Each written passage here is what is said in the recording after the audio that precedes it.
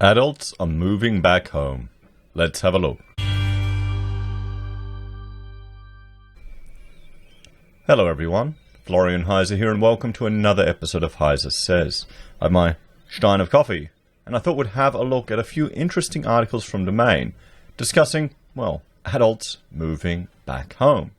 Now, back in my younger days, I was one of those that boomeranged back at home a few times, changing university, moving out with roommates, somewhere to stay. When I finally moved out and moved in with Rachel, my girlfriend, she cleaned out the house of all of my cutlery and pots and pans and dishes that my mother had accumulated off me over the times. So I think my mother was a bit miffed that she lost all her good new kitchen appliances.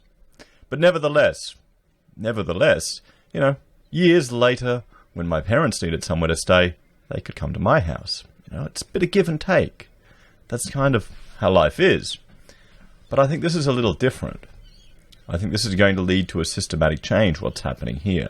So let's have a look at these two articles and see, is this just a temporary thing? Or are we going to see a long-term impact of this? So the first one I want to look at is this one here. 1 in 4 Australian adults, or adult children, move back home, new data shows, and adult children. About 1 in 4 children, Australian adults, have moved back in with their parents, new figures reveal, as the pandemic continues to take its toll on living arrangements. Now, we've seen this discussed before, and really, I wonder if this will have an impact on the value of investment properties in the coming months. There'll be less demand for it, less demand for rentals. Or people will be living together in multi-generational houses. And as an architect, this is something I'm definitely interested in. People build these big, grandiose houses, then they sell them, which is going to be even harder in the future, then downsize to somewhere that hopefully is designed for living in place. This is one of the issues I have, or concerns I have, with the tiny houses. They make it difficult for people to age in place, to live for their lifespan if they get older and more frail. You know, it's harder climbing up those ladders and those things. As the economic fallout of the pandemic continues to unfold, a May survey of more than 1,000 Australians by comparison website Finder showed 26% of households have an adult child living at home. Of those adult children living at home, 21% returned home due to the pandemic. Well, I've got an adult parent living with us. How's that count? We're doing it the other way. The research also found that adult sons were more likely than adult daughters to move back in with their parents due to the pandemic. Finder personal finances expert Kate Brown said sweeping job losses and reduced income had left thousands of young adults without enough money to pay their rent and bills.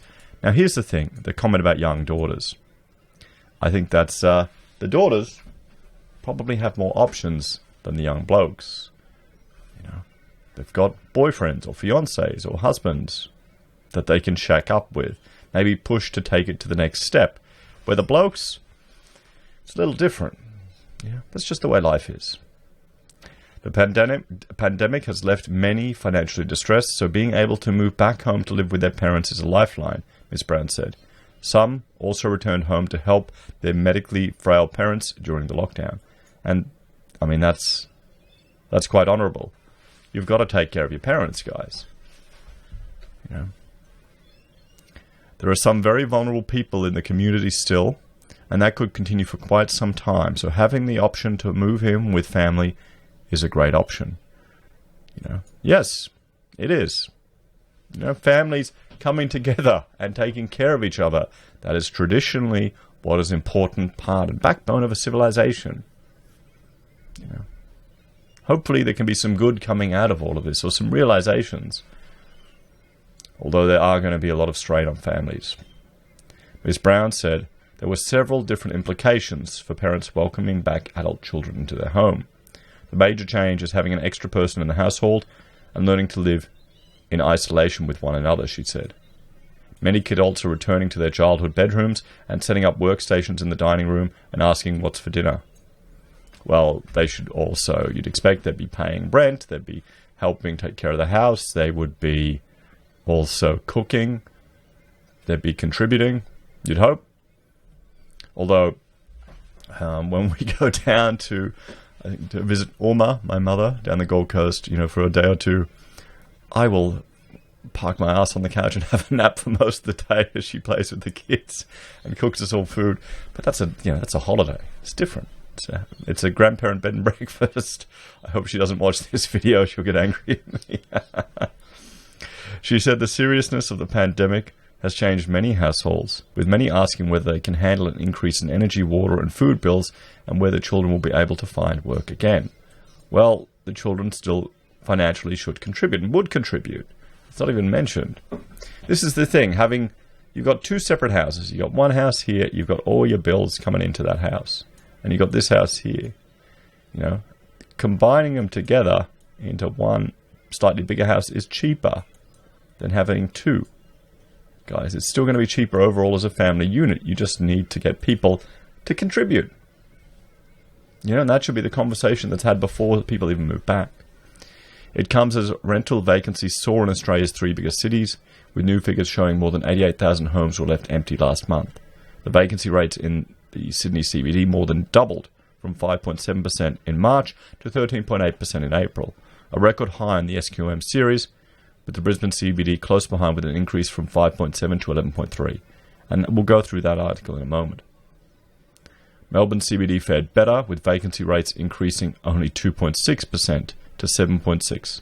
However, in Southbank, the vacancy rate jumped from 5 to 13%. Another survey found about 1 in 6 Australians changed their living arrangements due to the pandemic as early as April. Well, yes, we've experienced that. Rachel's sisters moved in with us. She did a very good job, actually, converting a part of an enclosed balcony into a bedroom, changing one room into 2 rooms. I was quite impressed. She'd never spent a day on the tools at all, never used any. I managed to get some free timber, and she just worked with it. It's good. It's looking really nice, actually. So there you go. That's how you adapt. She's learned a new skill. I'm telling her she should, stop working for the airlines or airports, get a trade afterwards. Might be better for her. Probably would, actually. So, rental vacancy rates record the highest monthly jump in over a decade. And this article's a week old, but it's still very pertinent, particularly combined with the adults moving home. The number of empty properties in the CBDs of Australia's 3 biggest cities has blown out, with new figures recording the largest monthly increase of the national vacancy rates in more than a decade. Australia's rental market has been flooded with vacant properties as part of the pandemic, with new data from SQM research revealing more than 88,000 homes were left empty last month.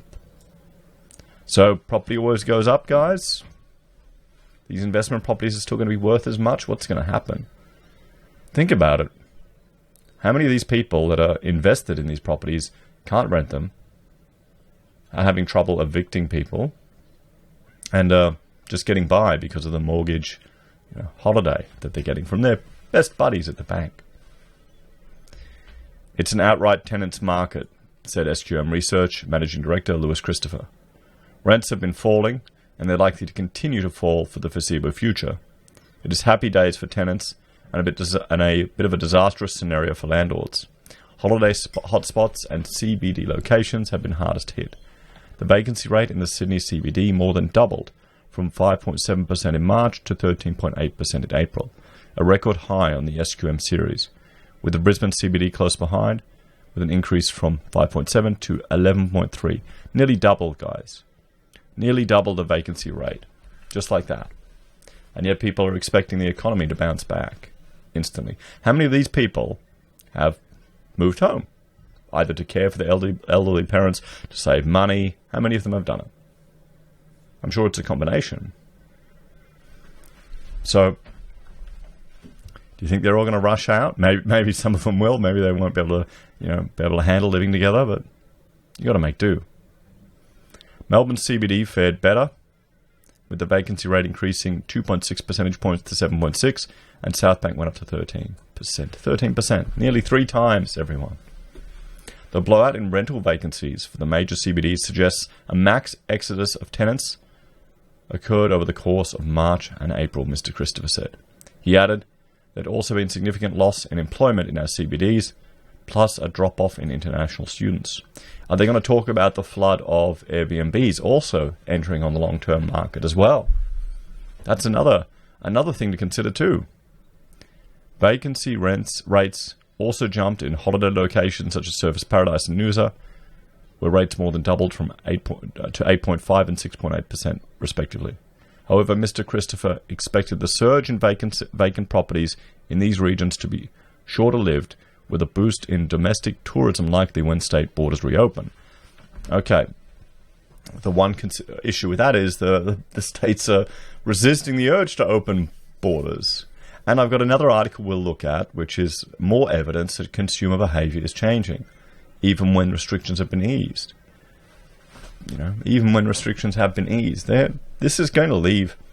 Well, here's the question: how long do you think this will take for the psychological impact for most of the civilization, who have been pretty much been put under house arrest, to get used to the outside world again? How long does it take prisoners to adjust? Do we need a halfway house for the country? He expected the national vacancy rates to remain high until international borders reopened, and warned it could push higher still as new apartment supply hit the markets at a time of reduced migration and local demand as households consolidated due to economic uncertainty. We're completing 170,000 dwellings this year, whereas real demand is going to be for somewhere along the lines of 90 to 100,000 properties. The increase in available properties is already putting downward pressure on rents, with the SQM figures showing capital cities asking rents drop 1.3% for houses but remain stable for units ending in the week. We were looking at, there's another article written about this. Other gentleman, investor and fund manager, and he's basing his whole argument that 5% returns on investment properties, and he's not even talking about the fact that rents are declining, that people are consolidating. Is this the problem? Do you need to ignore reality when you're investing? Is that the world we're coming into now? Michael Lurdan of Ray White Residential Sydney CBD said the inner city market had to deal with the double whammy of tenants, many of whom worked in hospitality and tourism, breaking leases because they could no longer afford the rent, and a sharp rise in short-term holiday rentals being leased long-term. Then there were the new developments adding more stock to the market. Mr. Lurdan said asking prices for advertised properties had typically dropped by about 5 to 10%, but noted some competitors had cut rents by up to 20%, depending on the individual circumstances of the landlords. He added about a quarter of existing tenants had sought rent reductions or holidays in recent months. Real Estate Institute of Victoria President Lee Cullen said inner Melbourne had seen a spike in tenants giving notice in recent months, but felt the market was starting to settle, as many negotiations had taken place in recent weeks, and some tenants had already been able to revert to market rents with the help of JobKeeper support payments. I wouldn't expect the city's vacancy rate to keep climbing, she said. However, she said areas popular with international students and hospitality workers, such as the CBD, South Yarra and Southbank, will continue to be challenged. The national vacancy rate jumped to 2.6% in April, up from 2% in March and 2.3% the same time last year, with Sydney, Melbourne and Brisbane seeing the biggest increases in vacant properties. Adelaide saw Sydney and Melbourne record their highest vacancy rate in the last 3 years, according to Domain data released last week, which reported a marginally lower national vacancy rate of 2.5%. The latest SQM figures reported that Sydney's rate jumped a full percentage point to 3.9. Darwin is the only capital city to record a decline with vacancy.